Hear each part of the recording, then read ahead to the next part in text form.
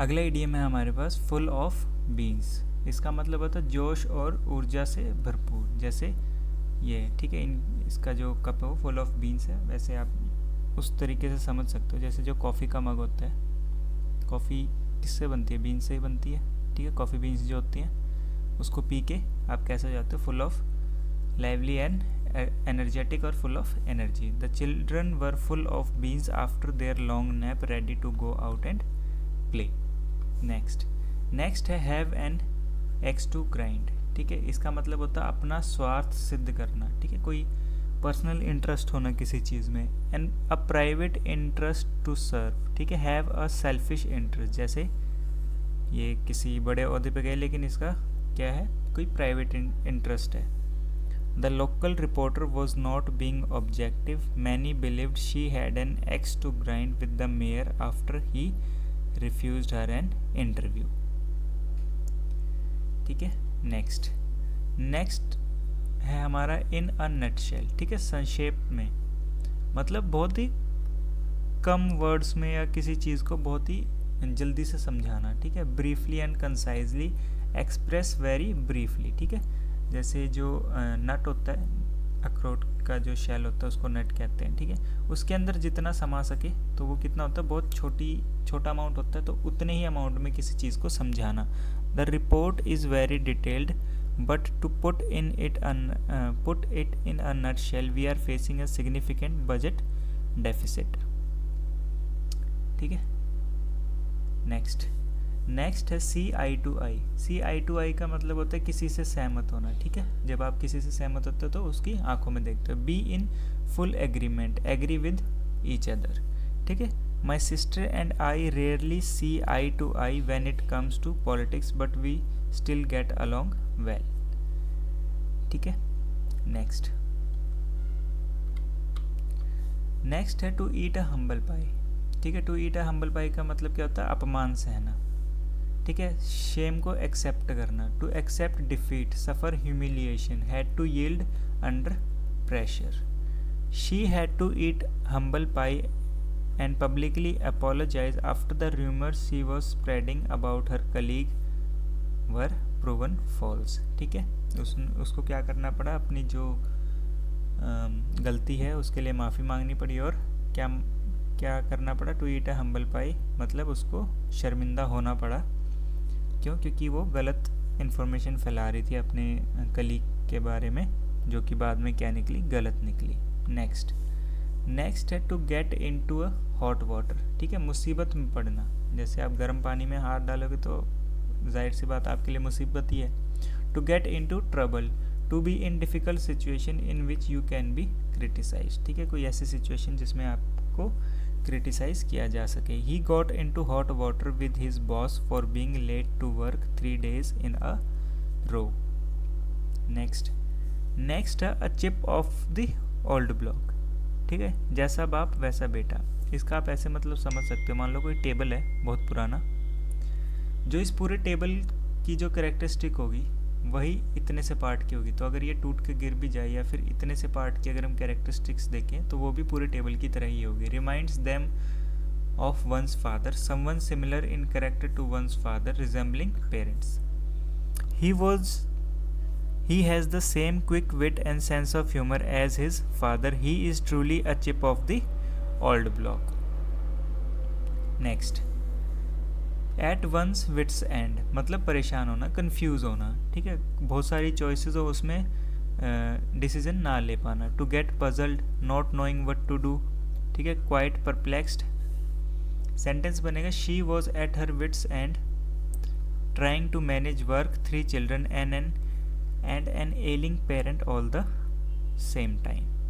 Next है barking up the wrong tree, ठीक है। मतलब गलत फहमी में होना, जैसे बिल्ली यहाँ पे लेकिन जो ये कुत्ता है ये गलत पेड़ के नीचे खड़ा होके भौंक रहा है, मतलब मुसीबत कहीं और है और आप कहीं और ध्यान दे रहे हो, ठीक है। Trying to do something in a way that it will not work, pursue a course of action that will mostly likely to futile का मतलब होता है जिसका कोई रिजल्ट ना निकले। The police were barking up the wrong tree by focusing their investigation on the innocent neighbor, ठीक है। नेक्स्ट नेक्स्ट है call it a day. Call it a day का मतलब होता है सारा काम ख़त्म करके अपना बस आराम करना, ठीक है, मतलब काम ख़त्म करना, किसी काम को रोक देना या समाप्त कर देना। डिसाइड और agree to stop doing something, to give up work and go back to home, ठीक है। इसका सेंटेंस क्या बनेगा, we have been working on this presentation for 10 hours, let's call it a day and pick it up again tomorrow morning when we are all fresh, ठीक है। Next है feather one's own nest, मतलब बेईमानी या स्वार्थ के जरिए धनवान बनना, ठीक है, सेल्फिशनेस तरीके से अपना फ़ायदा देखना। Make money in an improper way, to profit in dishonest way, promote their own interest. The corrupt politician was accused for using his public office to feather his own nest, diverting funds intended for local infrastructure into his private offshore account। देखो nest जो होता है वो क्या होता है, घर होता है, ठीक है, या फिर हाउस होता है, ठीक है, नेस्ट। अब नेस्ट के लिए क्या क्या चाहिए होते हैं, जो ये फेदर वगैरह होते हैं जिनसे नेस्ट बनता है। अब वो क्या हुआ कि वो जनता के लिए जाना था या किसी और के लिए जाना था, लेकिन उसने क्या करा, वो फेदर उठाए और अपने घर पे लगा लिए, अपने इंटरेस्ट में लगा लिए, ठीक है। तो इसका मतलब हुआ फेदर्स वन ऑन नेस्ट, ठीक है, आया समझ। नेक्स्ट है grease the palm. Grease the palm का मतलब होता है घूस देना, ब्राइव करना, रिश्वत देना, ठीक है, जैसे ये बोलते हैं ना कि हाँ भाई हथेली गर्म कर दो, तो बस वही है grease the palm. He had to grease the officials palm to get the building permit approved quickly, ठीक है। नेक्स्ट है hit the nail on the head, ठीक है, सही निशाना लगाना। देखो जो नेल होता है वो ऐसे होता है, ठीक है, जो ये हेड होता है ये बहुत छोटा होता है, तो इस पे बड़ा मुश्किल होता है कि सीधा हथौड़ा मारना, ठीक है। तो अगर इस पे लग गया तो मतलब सही निशाने पे लगा है। से और do something exactly right to find exactly the right answer, ठीक है। I think the manager hit the nail on the head with his analysis of the market trends. Next है होल्ड योर हॉर्सेस, ठीक है, मतलब धैर्य रखना, अपने आप को रोकना।